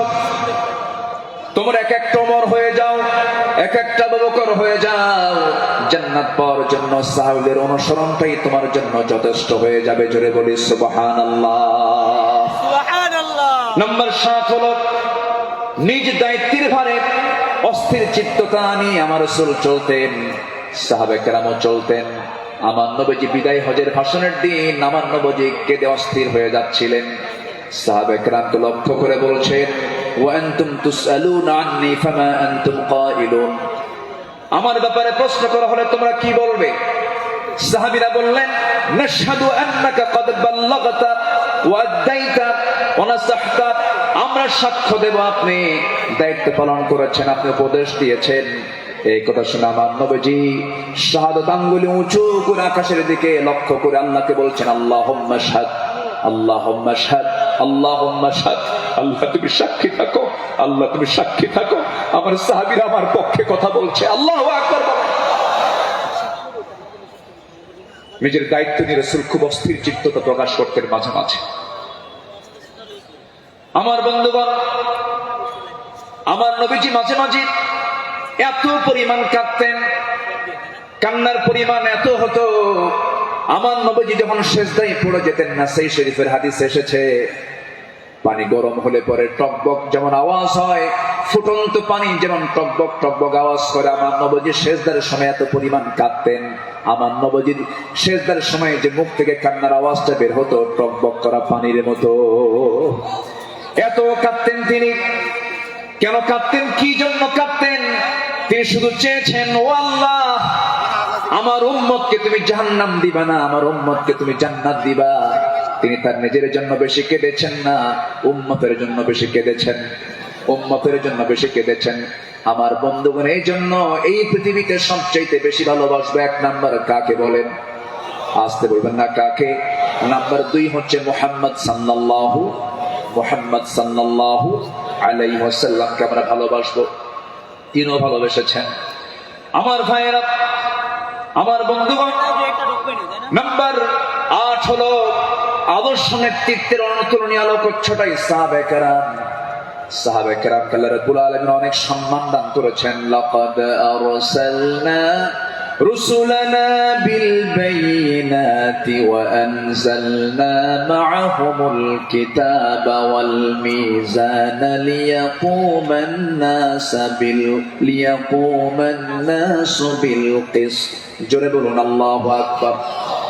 আমার বন্ধুগণ, সময় যেহেতু কম, শেষের দিকে আস্তে আস্তে চলে যাচ্ছি।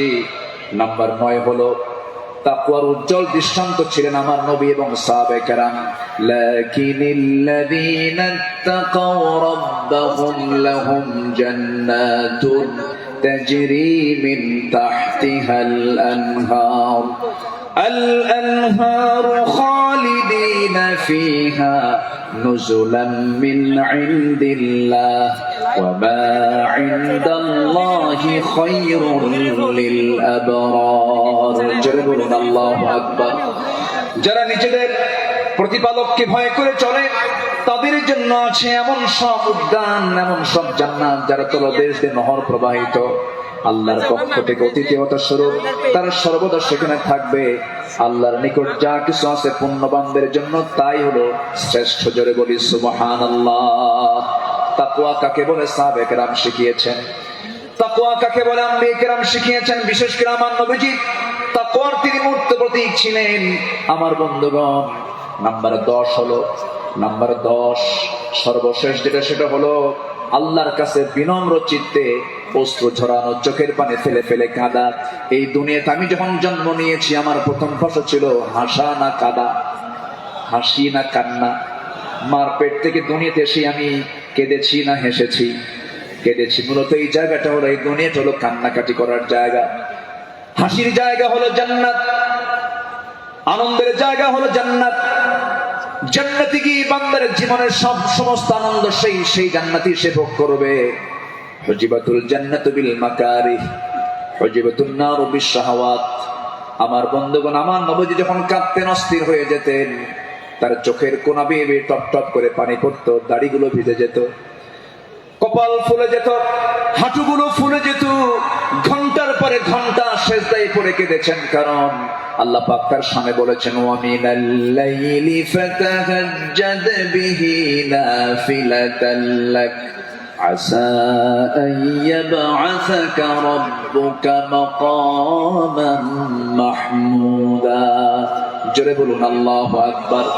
আরেক জায়গায় বলছেন ওয়াল্লাযীনা ইয়াবিতুনা লিরাব্বিহিম সুজদান ওয়া কিয়ামা والذين يقولون ربنا اصرف عنا عذاب جهنم إن عذابها كان غراما إنها ساءت مستقرا ومقاما।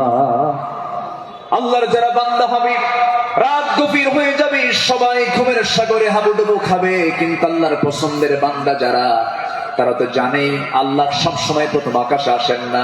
আল্লাহ তাআলা প্রথম আকাশে আসেন কোন সময়? বলুন কোন সময়? কোন সময়? কোন সময়? কোন সময়? শেষ রাত্রিতে চলে আসেন। ফিস সামাঈদ দুনিয়া আলা মিন মুস্তাগফিরিন ফাগফির লাহ। কোন ক্ষমা প্রার্থী আছে আমার কাছে ক্ষমা চাবে, সেই সময় আল্লাহ পাক দুনিয়ার আকাশে চলে আসেন। আল্লাহর পছন্দের বান্দা এই চান্সটা ছেড়ে দেন না। শেষ রাত্রে উঠে চোখের পানি ফেলে শিশুর মতো যারা কান্দাকাটি করবে, আল্লাহর কাছে যারা রোনাজারি করবে, আপনি কি জানেন 7 সমুদ্রের পানি দিয়ে জাহান্নাম নিভতে পারে না, কিন্তু বান্দা যদি আল্লাহর ভয়ে 1 ফোঁটা চোখের পানি ফেলতে পারে, 1 ফোঁটা চোখের পানি 7টা জাহান্নামকে নিভাইয়া দিতে পারে। আমরা কাঁদবো কার কাছে? আসতে বলবেন না, কাঁদবো কার কাছে? পৃথিবীতে কান্নাকাটি করার জায়গা কয়টা? বলেন কয়টা জায়গা? এক জায়গা। কার কাছে? আল্লাহর কাছে আমরা চোখের পানি ফেলে ফেলে কাঁদবো, আল্লাহর কাছে আমরা রোনাজারি করব। পৃথিবীর মানুষের কাছে কাঁদবেন, কেউ বলবো ফিরাতে এমনি কান্দে, কোন একটা লক্ষ্য আছে, মতলব খারাপ। কত কি বলবে, স্বামী তার বউয়ের কাছে কাঁদবে, বউ তার স্বামীর কাছে কাঁদবে, ছেলে বাবার কাছে কাঁদবে, বাবা ছেলের কাছে কাঁদবে, সেখানে কিছু স্বার্থ থাকতে পারে। কিন্তু বান্দা যদি শুধুমাত্র আল্লাহর জন্য কাঁদতে পারে, আল্লাহ রাব্বুল আলামিন তার বান্দার সেই কান্নার পরিপূর্ণ জাযা, পরিপূর্ণ পুরস্কার সেই বান্দার হাতে তুলে দিবে। এই জন্য আমরা চোখের পানি খরচ করব কার জন্য? আসতে বলবো না, কার জন্য আমরা খরচ করব? ইন্নাল্লাযীনা উতুল ইলমা মিন ক্বাবলিহি ওয়া ইযা ইউতলা আলাইহিম ইয়াখিরুনা লিল আযকানি সুজদা। সূরা বনী ইসরাঈল 107 নম্বর আয়াত। যাদেরকে এর পূর্বে জ্ঞান দান করা হয়েছে, তাদের সামনে যখন আবৃত্তি করা হয়, তখন তারা বিনয়ের সাথে কাঁদতে কাঁদতে ভূমিতে জমিনে তারা লুটিয়ে পড়ে। ইয়াখিরুনা লিল আযকানি সুজদা। এই জন্য আমরা কাঁদবো। চোখের পানি যদি ফেলতে চাই, একমাত্র ফেলবো আমরা কার জায়গায়? কার কাছে? বলেন কার কাছে? কার কাছে? আল্লাহর কাছে। সাইয়েদনা ওমর ফারুক রাদিয়াল্লাহু তাআলা একদিন বসে আছেন, তার পাশে এক সাহাবী বসে একটা হাদিস বর্ণনা করছিলেন। মিসকাল হাববাতিন মিন কিবার, যার মধ্যে যারা পরিমাণ অহংকার কাজ করবে, লা ইয়াদখুলুল জান্নাহ, সে ব্যক্তি জান্নাত পাবে না। ওমর ফারুক সেই জায়গা থেকে লাফ মেরে গিয়ে জমিনে লুটিয়ে পড়লেন। গোটা শরীর তিনি ধুলায় মলিন করলেন আর বলেন, ওমর, তোকে মানুষ খলিফা বলে, তোকে মানুষ শাসক বলে, ওমর তোর মধ্যে মনে হয় অহংকার ঢুকে গেছে, আল্লাহ তোকে মাফ করবে না। আকাশের দিকে দুটো হাত তুলে আফসোস করে বলছেন, আকাশের মালিক আল্লাহ, তুমি যদি গোটা দুনিয়ার সমস্ত মানুষকে তুমি যদি জান্নাত দিয়ে দাও, আর একজন ব্যক্তিকে যদি জাহান্নাম দিয়ে দাও, আমার মনে হয় আমি ওমর সে একজন ব্যক্তি জাহান্নাম আমি যাব, মনে হয় আমার সে আমল নয়, আল্লাহ আমাকে মাফ করে দিও, আল্লাহ আমাকে ক্ষমা করে দিও। এরকম করে তারা আল্লাহর সামনে চোখের পানি ফেলে ফেলে কেঁদেছেন। একজন সাহাবীর কাছে মুনাফিকের তালিকা ছিল, সেই সাহাবীর কাছে মাঝে মাঝে ওমর ফারুক যেতেন, গিয়ে বলতেন, ভাই ওমর, দেখো তো মুনাফিকের তালিকার মধ্যে আমি ওমর, আমার নামটা আছে নাকি? আমার নামটা আছে নাকি? সাহাবী বলতেন, ভাই ওমর, আপনার নাম থাকবে কেন? আপনি তো জান্নাহ, ওমর ফিল জান্নাহ। তিনি উত্তরে বলতেন, ভাই রে, আমার মন বলছে কেন যেন মনে হয় আমি কি মুনাফিকের কাতারে চলে গেলাম কিনা। কি চিন্তা তাদের মধ্যে কাজ করতো, কার ভয়, কার ভয়, কার ভয়? আসতে বলবেন না, কার ভয়? সবাইকে তাহাজ্জুদের নামাজ পড়তে রাজি আছেন? 5 ওয়াক্ত নামাজ পড়ার দরকার নাই? হ্যাঁ, কি দরকার আছে কিনা বলেন? তাহলে 5 ওয়াক্ত নামাজও পড়বো, এবং স্পেশাল অফার, ওই সময় চোখের পানি ফেললে বান্দার কোনো দোয়া মিস হয় না। সেটা হচ্ছে কি? ওয়াল্লাযীনা ইয়াবিতুনা লিরাব্বিহিম সুজদান ওয়া কিয়ামা, যারা রাতটা কাটায় দেয় রুকুতে এবং সিজদার মধ্যে। কার কাছে? 5 ওয়াক্ত নামাজ পড়বেন কারা কারা? একটা হাত উঁচু করে দেখান তো, বলি দেখি, জোরে বলি ইয়া আল্লাহ, আরো জোরে ইয়া আল্লাহ। আমাদেরকে 5 ওয়াক্ত সালাত আদায় করার তৌফিক তুমি আল্লাহ দিয়ে দাও। জোরে বলে আমিন, আরো জোরে আমিন, আরো জোরে আমিন। আসো, যেহেতু আজকে প্রথম রজনী, আগামীকালকেও মাহফিল আছে, সবাই আসবেন কিনা? আমরা এই 5 দিন নিয়মিত মাহফিল আসবো। জোরে বলি ইনশাআল্লাহ। এই মাহফিল চট্টগ্রামবাসীর জন্য একটা বড় নিয়ামত। আল্লাহ তুমি এই মাহফিলকে কবুল করো। জোরে বলি আল্লাহুম্মা আমিন। আমরা আর সময় ক্ষেপণ করব না, যেহেতু আগামীকালকেও এখানে মাহফিল আছে, পরশু আছে, তারপরের দিন আছে, প্রত্যেক দিন নতুন নতুন মেহমান এবার সিলেকশন হয়েছে। কুল্লু জাদীদুন লাযীদুন, আসবেন, এক একটা ফুলের এক একটা ঘ্রাণ আপনারা নেবেন ইনশাআল্লাহ। আল্লাহ পাক এই মাহফিলকে কবুল করুন। এই মাহফিলের কমিটি বৃন্দের সকল খেদমতকে আল্লাহ পাক কবুল করুন। অধ্যক্ষ মোহাম্মদ তাহের সাহেব আমার বাম পাশে বসা, আল্লাহ তুমি তার সকল খেদমতকে তুমি আল্লাহ কবুল করে দাও। আর আমি সময়টা না বাড়িয়ে, সময় ক্ষেপণ না করে, আসুন সোজা আমরা এখন দোয়ার দিকে যাব। আমরা চাইবো কার কাছে? চাইবো কার কাছে? সবাইকে তাশাহুদের সুরতে বসে পড়ি, একটু বিনয়ী হয়ে আমরা আল্লাহর কাছে চাবো, আল্লাহ যেন আমাদের জিন্দেগীর সকল গুনাহগুলোকে মাফ করে দেন। বন্ধ করে দিলাম এটা। সবাই বলি সুবহানাকাল্লাহুম্মা ওয়া বিহামদিকা এই খুলে দিলাম। আশহাদু আল্লা ইলাহা ইল্লা আনতা আস্তাগফিরুকা ওয়া আতুবু ইলাইকা। চিৎকার মেরে বলি ইয়া আল্লাহ, আমার জীবনে সাগীরা কবীরা ছোট বড় সব গুনাহ তুমি আল্লাহ মাফ করে দাও, মাফ করে দাও। জোরে বলুন ইয়া রাব্বাল আলামিন। ঠিক আছে।